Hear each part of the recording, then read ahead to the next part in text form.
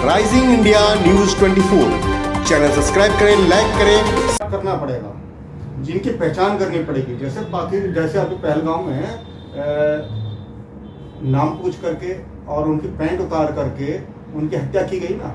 आपको करना है कुछ नहीं है, आपको भी नाम पूछना है, आपको भी पहचान करनी है। आप इसको बारकोड से आपको पहचान करो भाई, देखो उनकी मानसिकता चेक करो। अगर वो भाई भारत के देशभक्त है, मैं सभी मुसलमानों के लिए नहीं कह रहा हूँ, जो देशभक्त हैं उनके साथ आप संबंध रखो, बाकी के साथ में संबंध रखना। यहाँ एक मुस्लिम को अगर आपने ये कह दी मैं तुम्हारी दुकान सामान नहीं लूंगा कि तुम मुसलमान हो, आपके ऊपर मुकदमा हो जाएगा। मैं क्यों कहते हैं क्यों हो, ये हमारी आजादी है, हमारा भी फंडामेंटल अधिकार है। मैं नहीं खरीदता, मेरा पैसा है, मैं नहीं खरीदूंगा भाई। जब पाकिस्तान के प्रायोजित आतंकवाद हमारे पैंट उतार करके हमारे सनातन धर्मियों के नाम पूछ करके गोली मार सकते हैं, हमारी इच्छा नहीं है, हम नहीं रहते। हम तो हिंदू से भी नहीं लेंगे जो ऐसी मानसिकता का रखता हो, जो देश का गद्दार। हम तो देश के गद्दारों से लेंगे नहीं, हम मुसलमानों की बात नहीं कर रहे हैं। हम देश के गद्दारों से नहीं लेंगे, ना देश के गद्दारों को वोट देंगे। हम उनकी पहचान करना तो सीखे, शत्रु बोध तो हमारे अंदर हो। कौन हमारा देश का शत्रु है, कौन हमारे सनातन धर्मियों का शत्रु है, शत्रु बोध होना चाहिए ना। मैं सभी मुसलमानों को नहीं कह रहा, बहुत सारे मुसलमान अच्छे भी है, ऐसा नहीं है कि सारे मुसलमान खराब है, देशभक्त भी है। वो तो जिहाद पे लगे हुए हैं। जिहाद ये जिहाद जो है ना, पूरे विश्व के अंत करने का एक मुख्य कारण है। ये अंत हो जाएगा अगर इस जिहाद का अगर विरोध नहीं किया गया। जिहाद और आतंकवाद का ये स्वयं भी मिट जाएंगे इस जिहाद के चक्कर में।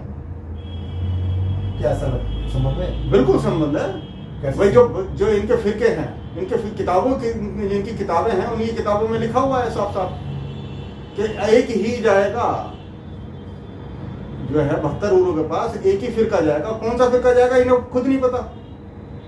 तो ये तो अंधी लड़ाई लड़ रहे हैं ना। पहले ये यहूदियों को निपटाने के चक्कर में है, ईसाइयों को निपटाने के चक्कर में, बौद्धिस्ट को मिटाने के चक्कर में है, हिंदुओं को मिटाने के चक्कर में, सिखों को मिटाने के चक्कर में। तो पूरा विश्व जो है इस्लामीकरण हो जाए, उसके बाद फिरकों की लड़ाई होगी, फिरकों के बाद फिर अकेला बचेगा, आपस में लड़ा करते मरेंगे। आखिर भारत के हिंदू और भारत अपने सनातन धर्म को कैसे बचा रहा है? सनातन धर्म को बचाने के लिए 5 विषयों पर काम करना पड़ेगा, 5 विषयों को त्यागना पड़ेगा। एक तो स्वयंवाद को त्यागना पड़ेगा कि मैं ही कर सकता हूँ, सबको साथ लेके काम करें। स्वयंवाद यानी साम्यवाद छोड़ करके सबको यानी जहां भी अगर विश्व में कहीं भी हिंदू है वो मेरा भाई है। अगर उसे कोई किसी प्रकार की तकलीफ है वो मेरी तकलीफ है, वो ऐसा समझ करके काम करे, सब मिलकर के काम करे। संगठनवाद छोड़ करके सारे संगठन एक हो जाएं। ठीक है, अपने नाम अलग अलग रखो, मगर सबकी एक विचारधारा होनी चाहिए, सबको काम करना चाहिए। अपनी स्वयं की आय, जो दान के ऊपर जो निर्भर रहते हैं ना संगठन, इनको ये छोड़ करके स्वयं की अपनी आय मजबूत करनी पड़ेगी। जब मल्टीनेशनल कंपनियां आपके माध्यम से धन अर्जित कर सकती है, तो आप क्यों अपने धन को, जो सनातन धर्मियों को धन के माध्यम से मजबूत क्यों नहीं कर सकते, क्यों नहीं व्यापार कर सकते? एक तो सनातन संयुक्त व्यापार करना पड़ेगा, यानी संगठित व्यापार करना पड़ेगा। अपनी न्याय व्यवस्था को ठीक करना पड़ेगा। न्याय व्यवस्था में बदलाव की जरूरत है? संविधान में कोई बदलाव करने की जरूरत नहीं है। आप बदल जाओगे, संविधान अपना बदल जाएगा। जो अपने न्याय के लिए उतरना पड़ेगा, यानी कि जितने भी अधिवक्ता हैं, 95% अधिवक्ता तो सनातन धर्मी है ना, उनको संगठित करो ना। क्या मुस्लिम पर्सनल लॉ बोर्ड को बंद किया जाए? नहीं, मैं पहले अपना क्वेश्चन पूरा कर दूं। आपने जो मेरे से क्वेश्चन किया था, उसके बाद जितने भी पत्रकारिता है, प्रवक्ता हैं जो सनातन धर्मी है, उनको एक कर लो। दूसरा, अपना वैदिक संस्कृति को पुनः स्थापित करो, और ऋषिकुल परंपरा, जातिवाद को खत्म करने के लिए ऋषिकुल परंपरा को स्थापित करो। ऋषिकुल परंपरा यानी कि हम सप्त ऋषियों की संतानें हैं, वही गोत्र हमारे होने चाहिए। कोई जाट नहीं, कोई गुर्जर नहीं, कोई ठाकुर नहीं, कोई ब्राह्मण नहीं, सब हम सप्त ऋषियों की संतानें हैं। ऋषिकुल परंपरा को स्थापित करो। एक महागुरु अपना स्थापित करो, महागुरु को चुनो, उसी की बात सभी लोग मान्य हो, सर्वमान्य हो उनकी बात। और दूसरा, 5 चीजों का त्याग करने के लिए जो मैं कह रहा हूं, और 5 विषयों को त्याग करने के लिए कह रहा हूं कि स्वयंवाद, संगठनवाद, जातिवाद, क्षेत्रवाद, भाषावाद, इनका त्याग कर दो। हमारे सनातन धर्म विश्व गुरु होगा और पूरे विश्व में राज करेगा। भारत देश के अंदर जो ये मुस्लिम पर्सनल लॉ बोर्ड है, एक देश एक कानून होती है। भारत ही वो देश है जहाँ पे एक कानून नहीं है, दो कानून। देखिए, ये बात की बातें हैं। जब मैं 5 विषयों की बात करता हूं तो ये सारे जितने भी हैं ना, ये बोर्ड सब जब 80% एक बंद मुट्ठी हो जाएगा, फिर ऐसे लॉ, ऐसे वक्फ वाले ये सब धरे के धरे रह जाएंगे। अच्छा, एक चीज और पूछ रहा था धर्मेंद्र जी, ये जो अभी पहलगाम में हमला हुआ है, कहीं कुछ साजिश तो नहीं है?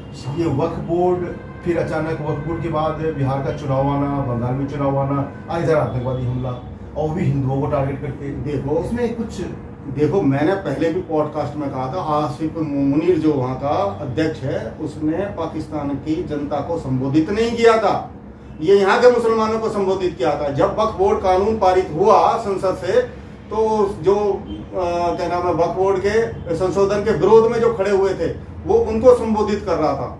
उम्मा ऐसा बोलते हैं ना, उम्मा, वो संबोधित कर रहा था कि आप सड़कों पर उतरो और गृह युद्ध करो। मगर कुछ सरफिरे भी तो हैं। आसिफ मुनीर की बात सुनकर के उसने जो हत्या करी है, ये प्रायोजित है, वो उसका लाभ उसने तो बोला है, उसका इम्प्लीमेंट तो वहाँ के जो आतंकवादी संगठनों ने उठाया है ना। अच्छा। और जो बांग्लादेश में मुर्शिदाबाद में हो रहा है, वो भी हिंदू कब तक पिटेगा भाई? कब तक अपनी अब तो पैंट उतरवाने वाली बात आ गई ना। आप पुरुषों की पैंट उतरवाए, कल को अगर लेडीजों के साथ मगर इस तरह का साथ होने लगे तो डूब मर जाने वाली बात है। वो तो हो रहा है भारत में, लगातार हो रहा है, हर रोज हो रहा है। हाँ। चक्कर क्या है? आंख नहीं खोल रहे ना हिंदू, आज आंख नहीं खोल रहे ना, आंख खोल के चलना पड़ेगा। मैं पहले भी बोल रहा हूँ, फिर बोल रहा हूँ, आपको शत्रु बोध होना पड़ेगा। कौन, कभी ऐसा तो नहीं है कोई जो सनातन, जैसे शत्रुघ्न सिन्हा ने अभी जवाब दिया, जब से अपने बिटिया को उसने ब्याया है ना, तब से वो इस तरह, मुझे ऐसा लग रहा है वो खतरा करा के बैठ गया है ना। मुस्लिम पक्ष में ही है। हाँ, तो आपको समझना पड़ेगा ना इन सब चीजों को, कौन शत्रु है आपका। आपको शत्रु बोध होना आवश्यक है।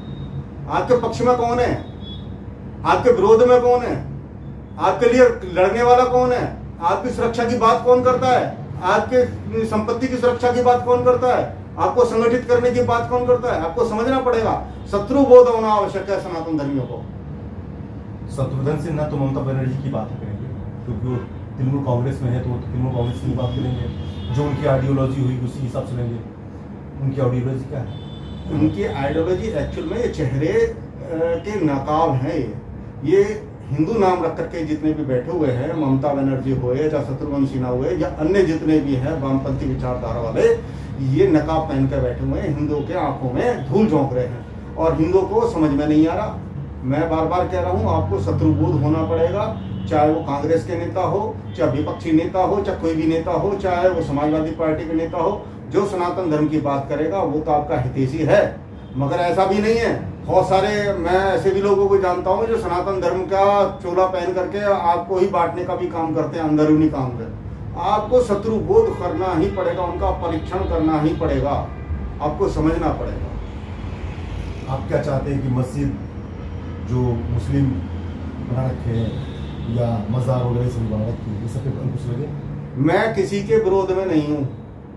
नंबर एक बात, मैं किसी धर्म के विरोध में नहीं हूँ, मैं अपने पक्ष में हूँ। मैं अपने सनातन धर्म की बात करूंगा। जब मैं अपने, जो हमारे 80% हमारे सनातन धर्मी हैं, जब ये संगठित हो जाएंगे तो इनकी विचारधारा अपने आप ही खत्म हो जाएगी। आप स्वयं को मजबूत करना चाहते हैं? अपने आप को मजबूत करना है, हमें किसी से कोई मतलब नहीं है। कौन क्या कर रहा है, कौन कैसे कर रहा है, कोई करते रहो लाखों जिहाद, कोई फर्क नहीं पड़ता हमें। आप संगठित हो जाओगे तो ऐसे जिहाद हो तो गली मोहल्ले में दम तोड़ते नजर आएंगे। आखिर देश को क्या कहना चाहेंगे? देश को यही कहूंगा, संगठित रहो, संगठित करो और संगठित व्यापार करो। संगठित व्यापार करने के लिए सहयोग कहां से मिलेगा?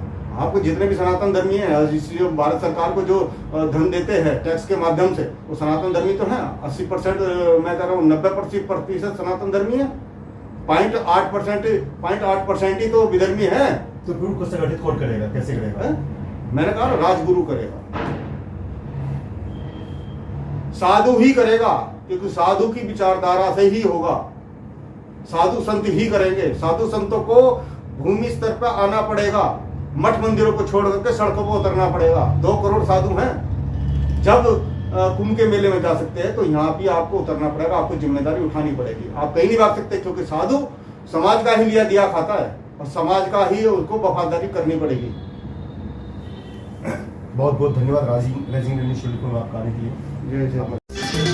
देश और दुनिया का सबसे तेजी से उभरता हुआ news channel rising India news 24।